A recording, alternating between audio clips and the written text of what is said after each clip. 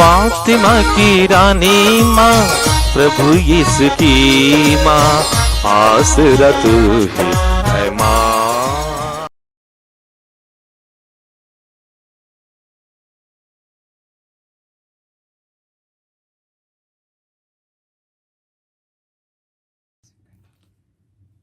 पहला पाठ कुरिन्थियों के नाम संत पौलुस का दूसरा पत्र, अध्याय 8, पद संख्याएं 1 से 9 तक। भाइयों, मैं आप लोगों को उस अनुग्रह के विषय में बताना चाहता हूँ जिसे ईश्वर ने मकेदुनिया की कलीसिया को प्रदान किया है। संकटों की अग्नि परीक्षा में भी उनका आनंद अपार रहा और तंगहाली में रहते हुए भी उन्होंने बड़ी उदारता का परिचय दिया। उन्होंने अपने सामर्थ्य के अनुसार, बल्कि उससे भी अधिक चंदा दिया। उन्होंने स्वयं ही बड़े आग्रह के साथ मुझसे अनुरोध किया कि उन्हें भी संतों की सहायता के लिए चंदा देने का सौभाग्य मिले।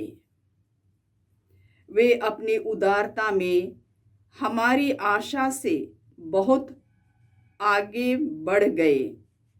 उन्होंने पहले ईश्वर के प्रति और बाद में ईश्वर की इच्छा के अनुसार हमारे प्रति अपने को अर्पित किया है। इस कारण हमने तीतुस से अनुरोध किया कि जिस परोपकार का कार्य उसने परिवर्तित किया था, वह उसे आप लोगों के बीच पूरा कर दे। आप लोग हर बात में विश्वास, अभिव्यक्ति, ज्ञान, सब प्रकार की धर्म सेवा और हमारे प्रति प्रेम में बढ़े चढ़े हैं। इसलिए आप लोगों को इस परोपकार में भी बड़ी उदारता दिखानी चाहिए। मैं इस संबंध में कोई आदेश नहीं दे रहा हूँ, बल्कि दूसरे लोगों की उदारता की चर्चा कर मैं आपके प्रेम की सच्चाई की परीक्षा लेना चाहता हूँ। आप लोग हमारे प्रभु यीशु मसीह की उदारता जानते ही हैं। वे धनी थे, किंतु आप लोगों के कारण निर्धन बने, जिससे आप लोग उनकी निर्धनता द्वारा धनी बन जाएं। प्रभु की वाणी। ईश्वर को धन्यवाद। अनुवाक्य। मेरी आत्मा प्रभु की स्तुति करे, मेरी आत्मा प्रभु की स्तुति करे। मैं जीवन भर प्रभु की स्तुति करूंगा। अपने ईश्वर के आदर में सदा ही गीत गाता रहूंगा। अनुवाक्य। मेरी आत्मा प्रभु की स्तुति करे, मेरी आत्मा प्रभु की स्तुति करे। धन्य है वह जिसका सहायक याकूब का ईश्वर है, जो अपने प्रभु ईश्वर पर भरोसा रखता है। उसी प्रभु ने स्वर्ग और पृथ्वी बनाई, समुद्र भी और जो कुछ उसमें है। प्रभु सदा ही सत्य प्रतिज्ञ है। अनुवाक्य। मेरी आत्मा प्रभु की स्तुति करे, मेरी आत्मा प्रभु की स्तुति करे। वह पददलितों को न्याय दिलाता है, वह भूखों को तृप्त करता और बंदियों को मुक्त कर देता है। अनुवाक्य। मेरी आत्मा प्रभु की स्तुति करे, मेरी आत्मा प्रभु की स्तुति करे। प्रभु अंधों की आँखों को अच्छा करता और झुके हुए को सीधा करता है। वह परदेशी की रक्षा करता और अनाथ तथा विधवा को संभालता है। अनुवाक्य। मेरी आत्मा प्रभु की स्तुति करे, मेरी आत्मा प्रभु की स्तुति करे। जय घोष। हालेलुया।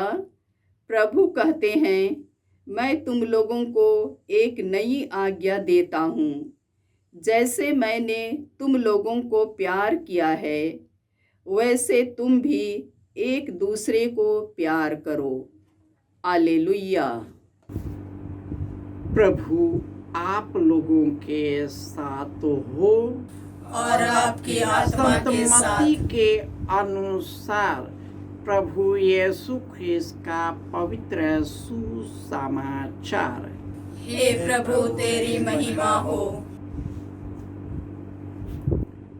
अध्याय 5 पद संख्याएं 43 से 48। यीशु ने अपने शिष्यों से कहा, तुम लोगों ने सुना है कि कहा गया है, अपने पड़ोसी से प्रेम करो और अपने बैरी से बैर। परंतु मैं तुमसे कहता हूँ, अपने शत्रुओं से प्रेम करो और जो तुम पर अत्याचार करते हैं उसके लिए प्रार्थना करो। इससे तुम अपने स्वर्गीय पिता की संतान बन जाओगे, क्योंकि वह भले बुरे दोनों पर अपना सूर्य उगाता और धर्मी अधर्मी दोनों पर पानी बरसाता है। यदि तुम उन्हीं से प्रेम करते हो जो तुमसे प्रेम करते हैं, तो पुरस्कार का दावा कैसे कर सकते हो? क्या नाकेदार भी ऐसा नहीं करते? और यदि तुम अपने भाइयों को ही नमस्कार करते हो, तो कौन सा बड़ा काम करते हो? क्या गैर यहूदी भी ऐसा नहीं करते? इससे तुम पूर्ण बनो, जैसे तुम्हारा स्वर्गीय पिता पूर्ण है। यह प्रभु का सुसमाचार है। हे क्रिस्त तेरी स्तुति हो।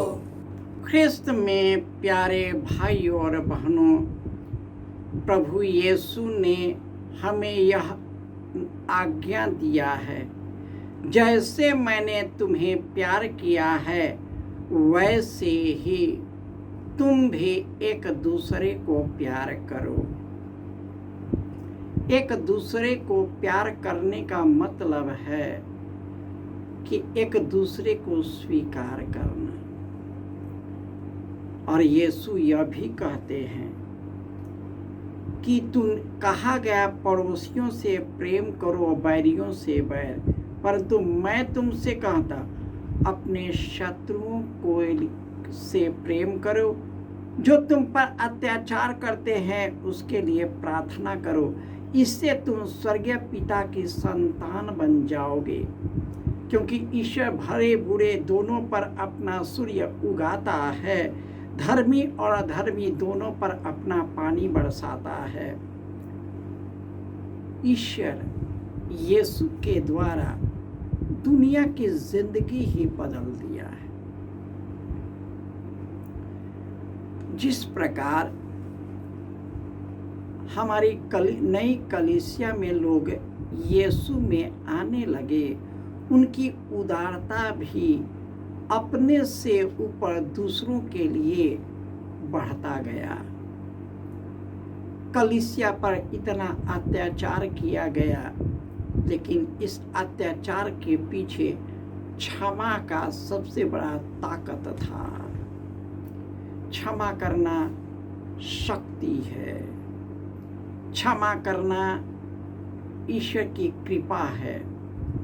क्षमा करना ईश्वर की संतान है।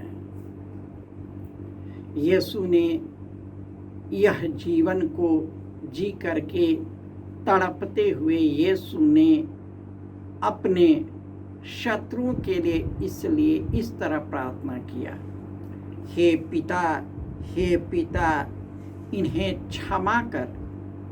हे पिता इन्हें क्षमा कर कि ये नहीं जानते कि ये क्या कर रहे हैं।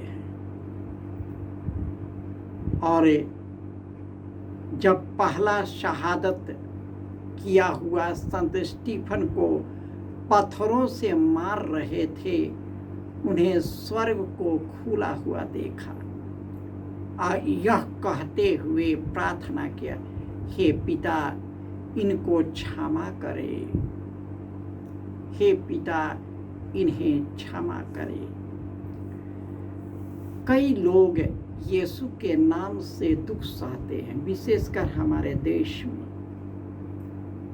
पूंजीपति लोग और जमींदार लोग, इस देश के सामंती नेता लोग यीशु के नाम पर ही यीशु के नाम से ही वे डरते हैं,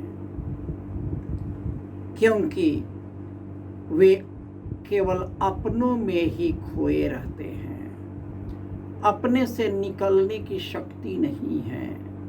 वे जो भी करते हैं अपने लिए करेंगे, अपने ही महिमा मंडित करते रहेंगे।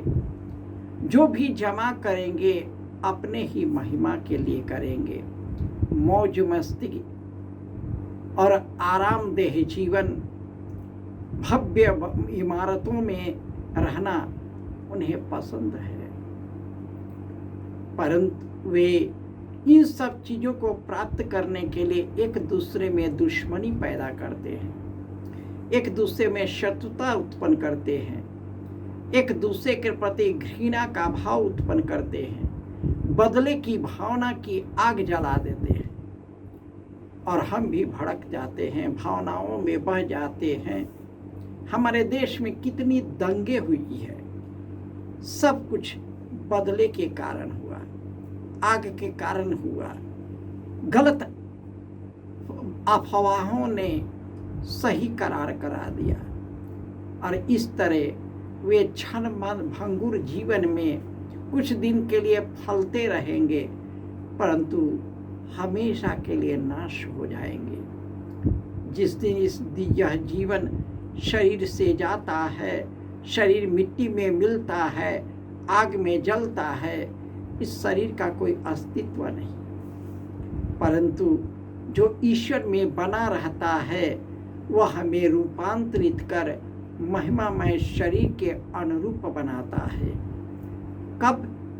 जब हम एक दूसरे को क्षमा करते हैं, दूसरों को दूसरे जैसा स्वीकार करते हैं, प्यार करते हैं, उनके लिए प्रार्थना करते हैं, उसके लिए शुभ चिंतक बनते हैं, ईश्वर की कृपा हम पर बना रहता है। वह हमें अपना संतान बनाता, अपने स्वर्ग मार्ग की ओर ले जाता है। जय यीशु।